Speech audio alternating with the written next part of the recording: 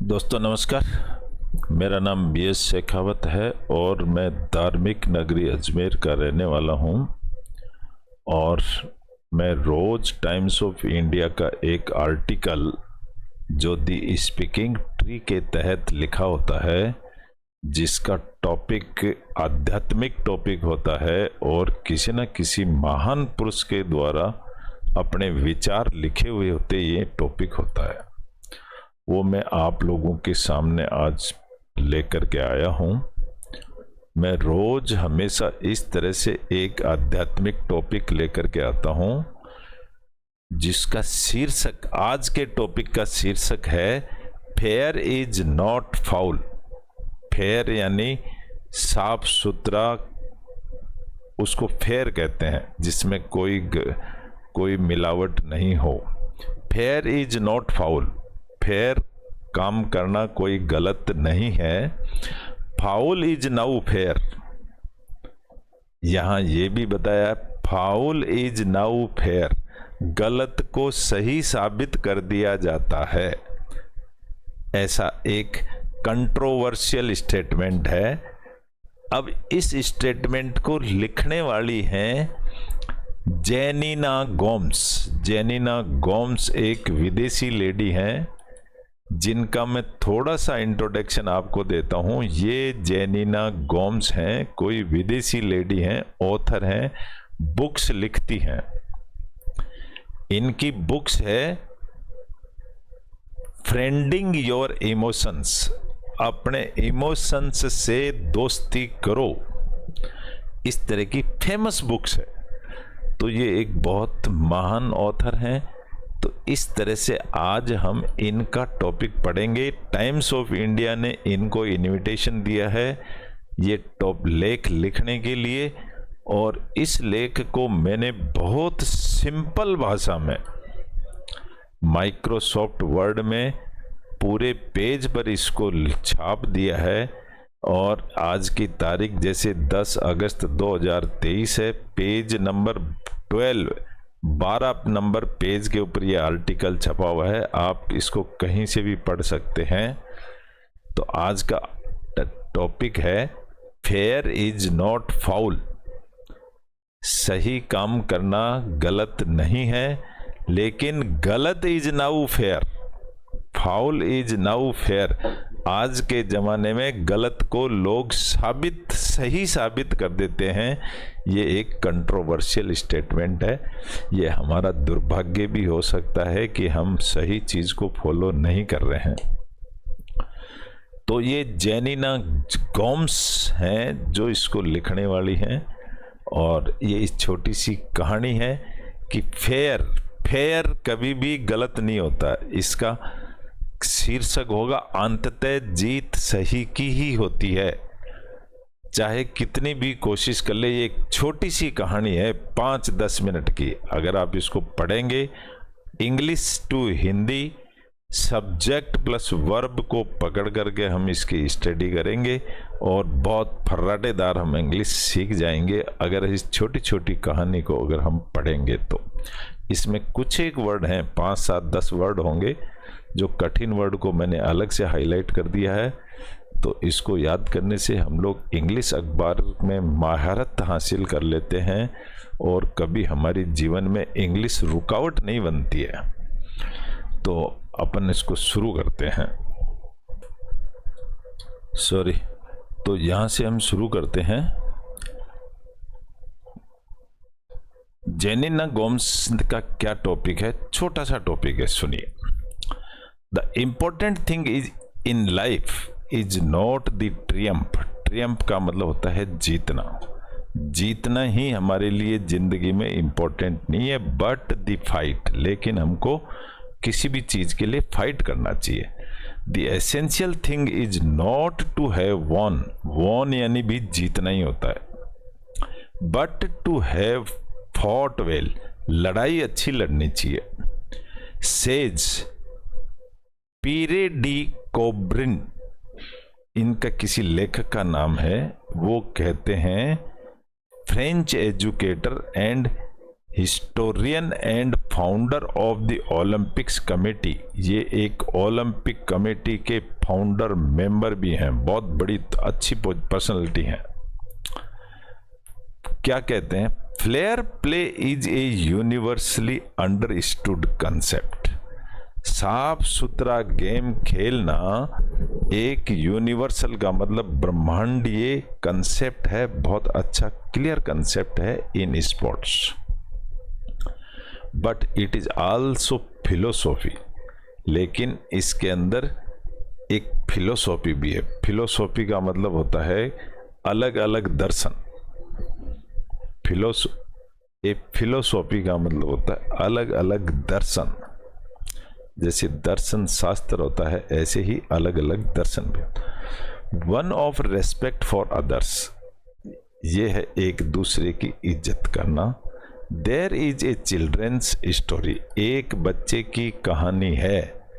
By पेरो पाबल, कोई author है सेक्रिस्टन, पेरो पाब्लो सेक्रिस्टन, अबाउट ए बॉय, एक उस बच्चे की कहानी है जो इन्होंने लिखी है।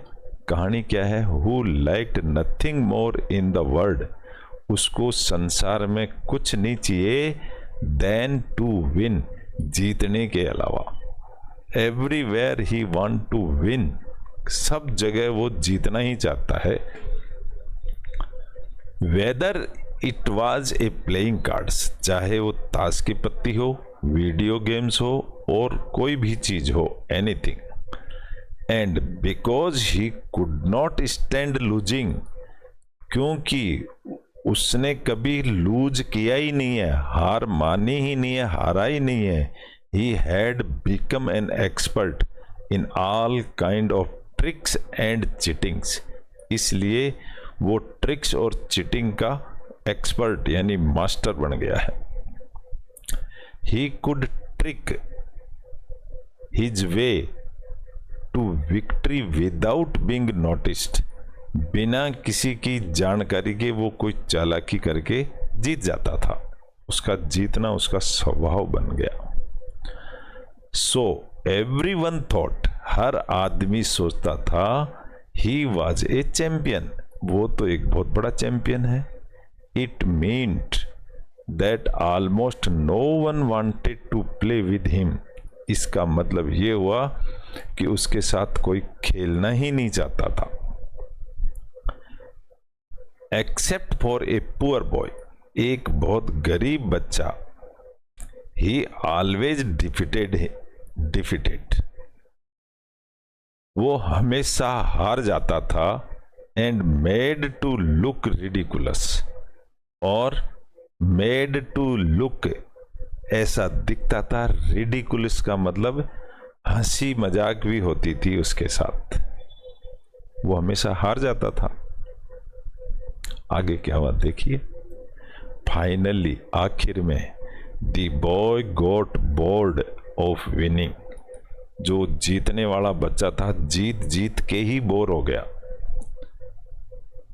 All the time, and decided to apply for the national video games championship. उसने ये डिसाइड किया कि मैं ऊंचे स्तर पर नेशनल चैंपियनशिप में भाग लूंगा। टू मीट सम वर्दी कॉम्पिटिटर्स, वर्दी का मतलब होता है मजबूत, कॉम्पिटिटर्स यानी उसके जो प्रतिद्वंदी, उनके सामने जब वो पहुंचा। दिस टाइम, इस बार, despite his skills and tricks, वो उसके अंदर कला तो थी, ट्रिक्स भी थी। ही फेल्ड, और वो हार गया। उसमें कला और ट्रिक्स होते हुए भी वो नेशनल चैंपियनशिप में हार गया।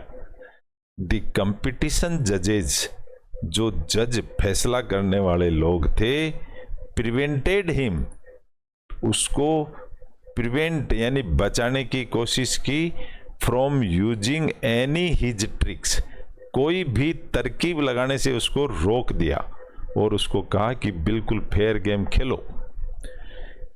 He was embarrassed. एम्बेरेस्ड का मतलब होता है शर्माना, उसको बहुत शर्म आई, embarrassed. And soon eliminated. Eliminated का मतलब भाग गया, बहुत दूर, दिखाई नहीं किसी को, disappear. And much of his surprise, much to his surprise, और बड़ा ताज्जुब हुआ, the winner turned out to be none other than the poor boy. जो जीतने वाला बच्चा था वो उस गरीब लड़के के अलावा और कोई नहीं था, वो ही था जो जीता, जो हमेशा रिडिकुलस हुआ करता था। ही वुड डिफीट, वो हार जाया करता था। एंड बुल्ली, बल्ली का मतलब होता है धौंस, उसको वो धौंस भी जताता था क्योंकि उसके पास बहुत ट्रिक्स थी in the past. He then realized, तब उसने ये महसूस किया, that the poor boy had been smart. जो पुअर बॉय है वो स्मार्ट बन चुका है, वेदर ही लॉस्ट और गॉट बीटन अप। चाहे उसको नुकसान हुआ हो भले ही, लेकिन वो नुकसान भुगत करके और गॉट बीटन अप क्या बार बार पिट करके वो मजबूत हो गया है। कैसे हुआ? ही वॉज ऑलवेज लर्निंग, वो रोज सीखता था, from each of his defeats, हर प्रत्येक हार से वो कुछ ना कुछ सीखता था, इसलिए वो जीत गया। And with so much learning, जब उसने बहुत कुछ सीख लिया, ही हैड ट्रांसफॉर्म्ड, तो वो बदल गया इनटू ए रियल मास्टर। तो हार हार करके वो एक रियल मास्टर बन गया। ये है छोटी सी कहानी दोस्तों। द स्टोरी एंड्स, यहां खत्म हो गई, ऑन ए हैप्पी नोट, खुशी की बात के साथ। How ever the boy who loved winning gave up. The boy who loved winning, जो जीत को बहुत पसंद किया करता था, gave up his obsession. Gave up का मतलब होता है छोड़ दिया, उसने त्याग दिया, हिज ऑब्सेशन फॉर विक्ट्री, जो उसके दिमाग में थी कि मैं तो हमेशा ही जीतता हूं, उस बात को उसने त्याग दिया, छोड़ दिया। एट ऑल कॉस्ट, सब तरह से। He was now fine with losing something, अब उसने सोचा कि अगर मैं लूज का मतलब कुछ ना कुछ मैं लॉस करूंगा तो ही मैं कुछ गेन कर पाऊंगा। As with all stories for children, जैसा कि बच्चों की कहानियां होती हैं, this tale also applies. Tale यानी कहानी, ये कहानी भी अप्लाई होती है टू एडल्ट्स, बड़े लोगों पर भी ये लागू होती है। Who often want to win at all cost, जो हमेशा ही जीतना चाहते हैं, उनके ऊपर भी ये कहानी लागू होती है।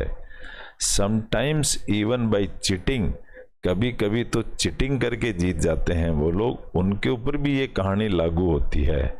दिस फेनोमेना, फेनोमेना का मतलब होता है घटना, इस तरह की घटना of cheating is well demonstrated, अच्छी तरह समझाई गई है in Shakespeare's Macbeth when which is, एक शेक्सपियर की कोई बुक होगी उसमें ये चीज अच्छी तरह बताई गई है।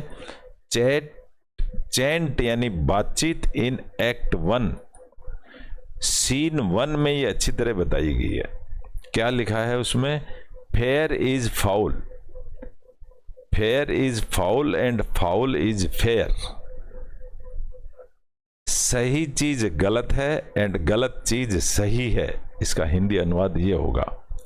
Shakespeare's play is relevant today, जो शेक्सपियर की कहानी है आज चरितार्थ हो रही है, because people still try to claim great power.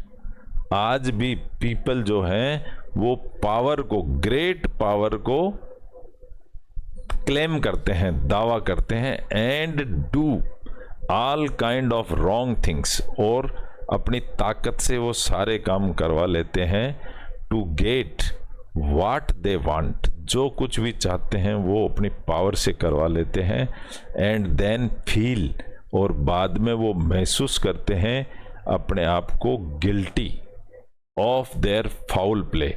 जो उन्होंने गलत खेला उसका वो लोग फिर बाद में पछताते हैं। Who then is fair person? तो बताइए फेयर कौन है? The one who believes and work towards fairness. जो आदमी विश्वास करता है टुवर्ड्स फेयरनेस, फेयरनेस में जो विश्वास करता है वो फेयर पर्सन है। And equality especially in status, right and opportunities. कौन कौन राइट है ये बताइए? Such people are impartial. इस तरह के जो पीपल होते हैं वो इम्पार्शियल होते हैं। इम्पार्शियल का मतलब होता है पक्षपात, और इम्पार्शियल यानी नो पक्षपात। तो इस तरह के जो पीपल होते हैं वो सही होते हैं, जो पक्षपात नहीं करते हैं। Fairness boosts moral and productivity. अगर कोई फेयरनेस आदमी है, फेयर बिल्कुल साफ सुथरा बिना दाग वाला आदमी है, तो वो बूस्ट और मॉरल उसका हमेशा हाई रहता है। इट प्रमोट ट्रस्ट, इससे विश्वास पैदा होता है, एंड रेस्पेक्ट, इज्जत भी मिलती है, and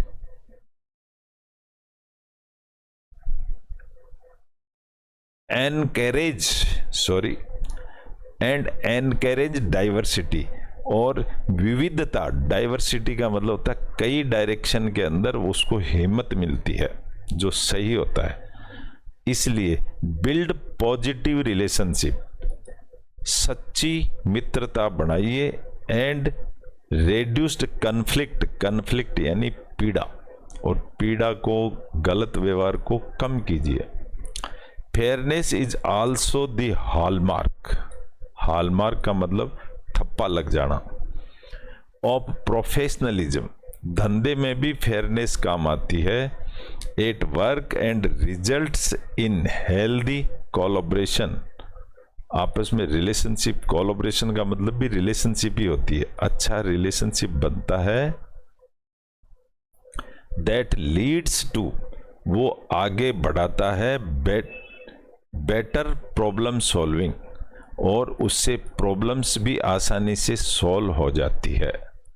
one of the many dimensions, एक ऐसा रास्ता है, कई में से एक ऐसा रास्ता है of fair play, fair play का, is to consciously listen and incorporate the thoughts and opinion of others in our discussion with them. उनसे बात करने के लिए फेयरनेस ही सबसे बड़ा अच्छा काम है। Another is being open minded, और दूसरा है खुला दिमाग, कोई भी चीज छुपानी नहीं चाहिए। It allows us to consider different perspectives and ideas. इससे हमारे को कई तरह के दृष्टिकोण मिलते हैं और कई तरह के आइडियाज मिलते हैं आगे बढ़ने के लिए। लीडिंग टू क्रिएटिव, क्रिएटिविटी का मतलब नई चीज पैदा करना, एंड इफेक्टिव सॉल्यूशंस। इससे हम अच्छे अच्छे नए तरीके ईजाद करते हैं। एम्पैथी, एम्पैथी यानी सिंपैथी होती है एक दूसरे के प्रति। अनदर एसेंशियल, दूसरों के साथ में, helps us understand what others are feeling so that we can respond appropriately. बिल्कुल सही सही तरीके से हम रेस्पेक्ट करेंगे, बात करेंगे, काम करेंगे और रिजल्ट अच्छे आएंगे। इसलिए transparency also important for fair play. Transparency का मतलब पारदर्शिता भी बहुत अच्छी होनी चाहिए हमारे खेल के अंदर। पारदर्शिता यानी साफ सुथरी। Make others understand the process that we went through arrive at a decisions, कि हम अच्छे डिसीजन पर पहुंच सके हैं। Practising self reflection and treating everyone equally. Self respect की प्रैक्टिस करें और सबको एक जैसा ट्रीट करें, regardless of their race. Race यानी जाति। रिगार्डलेस देयर रेस, उनका जातिवाद नहीं देखना चाहिए, जेंडर नहीं देखना चाहिए, रिलीजन नहीं देखना चाहिए, और एनी अदर कैरेक्टरिस्टिक भी नहीं देखनी चाहिए। That is the bottom line. यही एक बॉटम लाइन है। बॉटम लाइन का मतलब होता है मूल बात, ओरिजिनल, इसको बोलेंगे हम ओरिजिनल थिंग, वही मूल मंत्र है। तो इस तरह से ये एक छोटा सा टॉपिक था, और ये सिर्फ और सिर्फ फेयरनेस की कहानी थी। साफ सुथरा वर्क करने की, मेलिफाइड इंटेंशन नहीं होना चाहिए, किसी के प्रति द्वेष या चीटिंग की भावना हमारी नहीं होनी चाहिए। इससे हमारी प्रोग्रेस होती है, भाईचारा बढ़ता है, उन्नति होती है, और हम अपने आप में संतुष्ट होते हैं। इस तरह से एक छोटा सा टॉपिक था जो मैंने आपको बताया है, और इससे ना हमने सिर्फ टॉपिक को पढ़ा है, ना हमने किसी एक इम्पोर्टेंट महत्व वाले व्यक्ति के विचार पढ़े हैं दोस्तों। इससे हमने इंग्लिश पढ़ी है और इंग्लिश सीखी है, उसको बोलना, लिखना, पढ़ना, सुनना, इसमें हम एक्सपर्टाइजेशन गेन कर रहे हैं। मेरे नए साथियों के लिए, बच्चों के लिए जो इंग्लिश अखबार नहीं पढ़ते हैं, उनके लिए बहुत फ़ायदेमंद चीज़ है। तो मैं समझता हूँ आपको अच्छा लगा होगा ज़रूर। अगर अच्छा लगा है तो इसको लाइक करें, शेयर करें, और कमेंट्स भी दें तो मुझे अच्छा लगेगा। इसमें कोई चीज़ की कमी रह गई, कमेंट्स भी दें please. Thank you all of you. कल फिर मिलेंगे एक नए टॉपिक के साथ। Thank you.